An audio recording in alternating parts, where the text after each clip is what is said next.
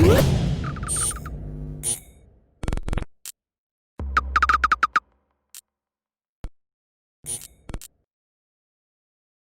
is Andy Purewal for Boxing Social in association with Betfred, and it is great to be joined by Jack Catterall once again over Zoom. Jack, how are you doing?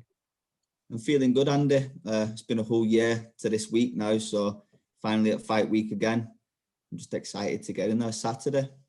You just said it there. It's been a year since kind of you last got into the ring. How do you think it will feel going into Saturday night, knowing it's not only been so long, but it will be a very different experience to what you've had throughout your career so far, being behind closed doors? Yeah, in regards to it being so long, I've been in the gym training all year, so that ain't going to be an issue. I'm just excited to get in there. But we've had a few fighters from Jamie's gym who's fought behind closed doors, and a few of them have said it's a bit of a strange one, really. So it'll be an experience. I'm looking to soak it all up, put on a good performance on Saturday, and then hopefully we move into the new year in a better place. Have you asked the guys kind of what to expect and how to, or have you looked to even replicate the atmosphere that they've experienced in the gym for yourself or in the build up to Saturday? You know what? I've not really, but I guess I've been fighting my whole life. I've been fighting for 17 years.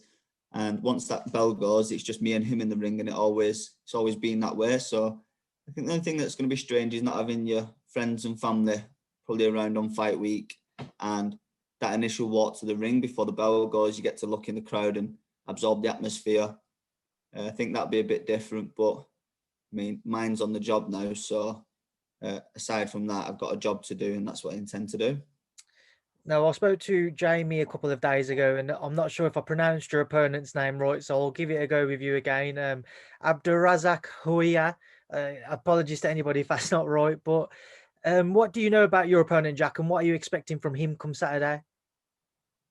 Yeah, he's got a 14-2 record. There was a couple names proposed before this fight got confirmed, which fell through. This one's been locked in for a couple of weeks, I believe. And not an awful lot, really. I know Jamie and Nigel have been watching him and implementing certain things into the training and sparring.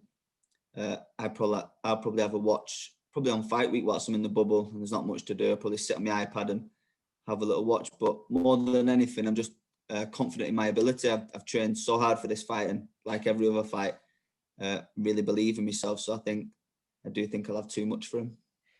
Do you feel, at least for maybe the initial few rounds, there may be a sense of ring rust that you'll just have to try and shake off because it has been so long since you was last in the ring in a competitive fight? I guess you won't know until fight night. As like I said, I've done all the training, I've cut no corners, and you've got fighters that have. I've been out the ring a year. I've been out the ring 600 days. I've been waiting for this. We've all been in the same boat. I've prepared as well as I can. I'm looking to go in there. I ain't looking to get the rounds. I'm looking for a demolition job. I want to put on a good performance. I want to do the damage and get right back home. Something I was about to ask you, do you feel there's a need now as well? Because granted, you've stepped aside for the Taylor Ramirez fight to go ahead, but you will face the winner of that. Do you feel there's a need to make an impression, to make everybody take stock of you and just how serious a contender you are in the super lightweight division? Yes and no. I've been reaching for these big fights now for 18 months, and we keep saying between my family and Jamie and people, this year is going to be the year, this next fight, and it just keeps to slipping out of reach. But I believe next year will be the year that I do put my name in that mix in all the top 140 fighters. In regards to Saturday, I just got to go in there and pick up a win. I'm still managed for the title, and I want to look good doing it. You mentioned there that, if you feel like it's been a continuous situation where you're going, this year's going to be my year, this year's going to be my year. How frustrating has that been for you on a personal note, Jack?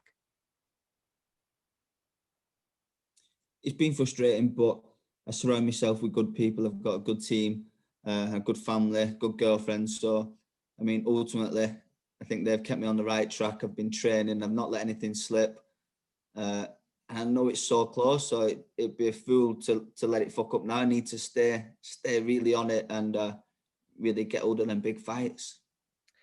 Jack, obviously you're boxing on that Dubois Joyce undercard. I just want to get your thoughts on that headline fight whilst I've got you. What are your thoughts on it? You know what? I've been watching the build up. I'm just really excited to watch that fight. Hopefully, we can stay and watch the fight after mine. Uh, 1 week I'm picking Joe Joyce, the next Daniel Dubois. I am going to go with Daniel. I think he's got the power to hurt him. So you know what? I've not been watching him massively. I've obviously boxed on a few of Daniel's undercards, and he keeps impressing me every time. So more than anything, I'll be a fan for that fight. So it'd be nice just to sit back and watch it. And even more importantly, it'll be nice to get home and watch Mike Tyson and Roy Jones. So fight we can touch on there, Jack. The Tyson Roy Jones Jr. fight, it's certainly it's divided opinion. There's no two ways about that. What are your thoughts on it? Is it something you are, as you said, you want to get back and watch it? Is it something you're looking forward to, or will it be something where you're kind of looking through the gaps in your fingers to watch?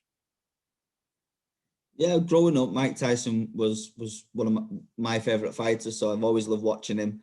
I just find it a bit strange exhibition. Like, what does it really mean? We've seen Floyd Mayweather have an exhibition match.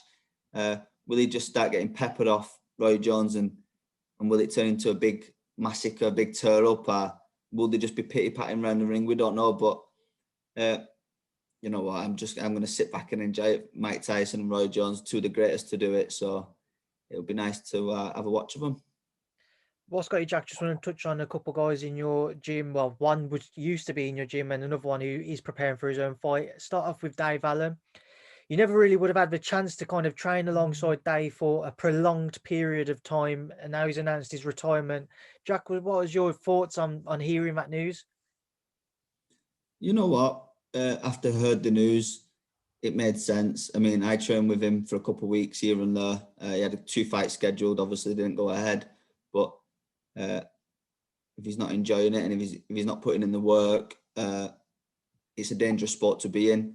And I'd rather see Dave enjoy his life on the other side of the ropes and do things that make him happy, rather than suffer getting in the ring and fighting and not wanting to be in there. So it was fun while it lasted, but I wish Dave all the best in retirement. I'm sure you've seen the footage of him and Alexander Usyk sparring, Jack. What were your thoughts on that sparring footage?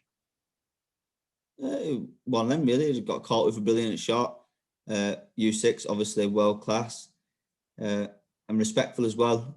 Seen a lot of sparring in different gyms all over the world where a fight has been clipped or buzzed, and people look to ambush him and jump on him. Dave went out there on his own to do Usyk a favour, and after he clipped him, he kind of made sure he was all right and helped him get through the rest of the round. So, and you know what? And Dave, he didn't go down. He took it like a trooper. So fair play to both of them. Final thing, Jack, you mentioned to me off camera, obviously, you've got Martin Murray getting ready for that Billy Joe Saunders fight the week after you fight. How is Martin looking going into that fight? Billy Joe's the considerable favourite with the bookies, and he's seen as the favourite heading into the fight by most. But you're in camp with Martin. How has he been looking? Martin's looking really good. We all know it's a tough ask. It's the later side of Martin's career now. He's had quite a few world title fights and a lot of brilliant fights over his career. It's a brilliant opportunity. I think it's a big ask, but Martin's looking good. What I like about Martin is he knows himself. Obviously, after doing so many training camps, you know your body, you know what works, what doesn't, and it's nice to I'm doing my training, but I'm also still gaining experience off the likes of Martin Murray and Carl Frampton, who are at the back end of their career. You know what? It's a real pleasure to be around. I love Martin. He's a class guy. So I wish him all the best in the fight, and hopefully he can do the job. What is Martin's approach heading into this fight? We know Billy Joe Saunders as a fighter is a brilliant technician around the ring. How is Martin going to look to approach that and effectively try and cut off Billy Joe from moving as well as what he does? I can't really tell you that, Andy, in case Billy Joe watches this and figures out the game plan. But Martin and Jamie have been working on a lot of different things, and it's been interesting to watch. Obviously, they've had a lot of southpaw sparring. I'm a southpaw. But yeah, I mean, goes without saying, they've got a game plan, A, B, and C, and hopefully he can work on the night and he can do what he needs to do to pick up the win. I knew you wouldn't be able to tell me the details, Jack, but I've got to ask, I've got to try.